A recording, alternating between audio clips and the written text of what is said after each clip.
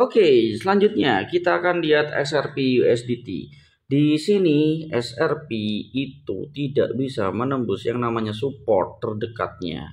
Nah, apakah SRP ini bisa naik? Bisa saja. Tetapi perlu diingat bahwa di sini ada batasan SRP yang masih kuat untuk menahan dia untuk naik kembali.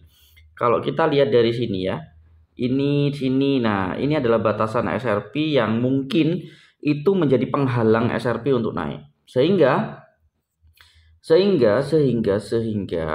ini harus ke sini dulu. Nah, di sini nih bisa ada dua nih. Bisa turun ke sini lagi ya, atau dia tembus begini, begini, terus begini. Itu bisa. Atau nanti kalau dia nggak bisa menembus batasan tersebut, itu bisa kembali turun. Apalagi sekarang ada di moving average 20. Itu bisa aja langsung ke sini atau naik dikit ke sini terus turun lagi ke sini. Itu sangat bisa. Jadi batasannya ada di mana? Ada di 2,25. Jadi 2,25 ini bahaya banget gitu ya, bahaya banget. 2,5 ini menjadi gambaran yang dimana kalau tertembus maka bisa naik, tapi kalau nggak tertembus maka kembali turun. Dan itu pun moving average masih menunjukkan semuanya turun loh, jadi masih bahaya banget untuk trennya.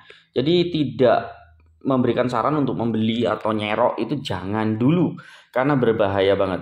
Untuk indikasi-indikasi naiknya hanya kisaran 25% sampai 50% saja. Itu pun 50% kayaknya nggak nyampe gitu ya. Untuk probabilitas untuk naiknya kembali itu nggak nyampe.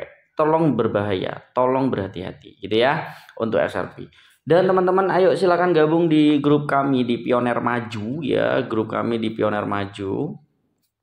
Silakan gabung di Pioner Maju ini ya, di @pionermaju atau di Telegram @pionermaju ya, di sini @pionermaju. Dan juga daftar OKX ya di kolom deskripsi untuk jadi anggota OKX bersama saya gitu ya. Nanti kalau ada kendala silakan bisa chat saya secara pribadi, saya akan ajukan langsung ke pusat ketika memang kalian ada kendala di OKX gitu ya. Monggo, monggo. Atau mau yang bingung beli USDT bisa beli ke saya ya, kita anggap saja nanti USDT-nya saya kirim langsung ke akun OKX kalian. Boleh.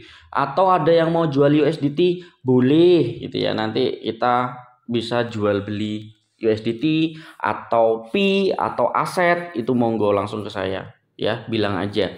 Ya pastinya pasti ada fee-nya ya, pasti ada fee-nya. Untuk transfer juga ada fee-nya kan gitu kan.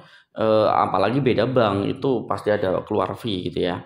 Tapi lebih simpel, jadi kalian bisa jual beli dengan saya secara langsung. Harganya juga harga pasar yang saya lakukan gitu ya. Oke, monggo, monggo, monggo silahkan.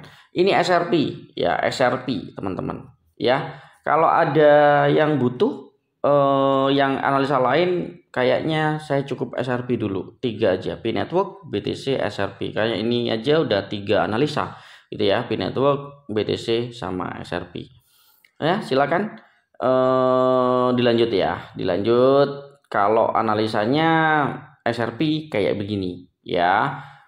Masih tidak ada indikasi sama sekali untuk naik. Tunggu, apalagi moving average-nya atau indikatornya itu masih menandakan turun banget. Masih turun banget ya. Dilihat dari mana? Dari moving average ini turunnya kenceng banget atau kemiringannya turun. Terus habis itu yang kuning ini atau moving average 50 memang sebelumnya adalah datar, ternyata ditarik turun ke bawah, dan yang biru kemiringannya juga turun.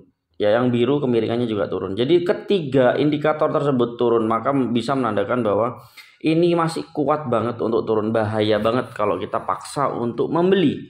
Yo, bahaya banget ya, bahaya banget. Takutnya dia kembali turun gitu teman-teman ya. Yang sudah nyantol-nyantol ya saya nggak bisa ngasih saran teman-teman. Kalau sudah nyantol beli di sini bang, gimana ya enaknya di cut loss atau enggak? Ya saya nggak bisa ngasih saran. Karena takutnya ketika saya bilang cut loss terus kalian ternyata harganya naik gitu ya. Kalau saya bilang jangan tahan aja, ternyata harganya makin turun. Wah, itu serba salah gitu ya. Analisa saya seperti itu saja. Jadi kalian keputuskan sendiri ya, putuskan sendiri bagaimana kalian memutuskan kondisi pasar, apakah membeli atau menjual. Saya hanya memberikan arah-arah dan batasan-batasan yang mungkin bisa terjadi dan mungkin akan terjadi gitu ya. Silakan diputuskan sendiri. Nah, ini untuk naik, ini untuk turun. Jadi batasannya ada di 2,25. Ya, 2,25 dan bisa turun lagi ke 1,9 atau 2 dolar. Itu sangat bisa sekali dengan keadaan indikator yang masih menurun. Tapi kalau untuk naik sih belum ya, belum baik kondisinya, belum baik gitu ya. Tapi kalau terserah, kalau kalian mau beli ya silahkan, monggo. Kalau saya sih tidak menyarankan begitu teman-teman ya.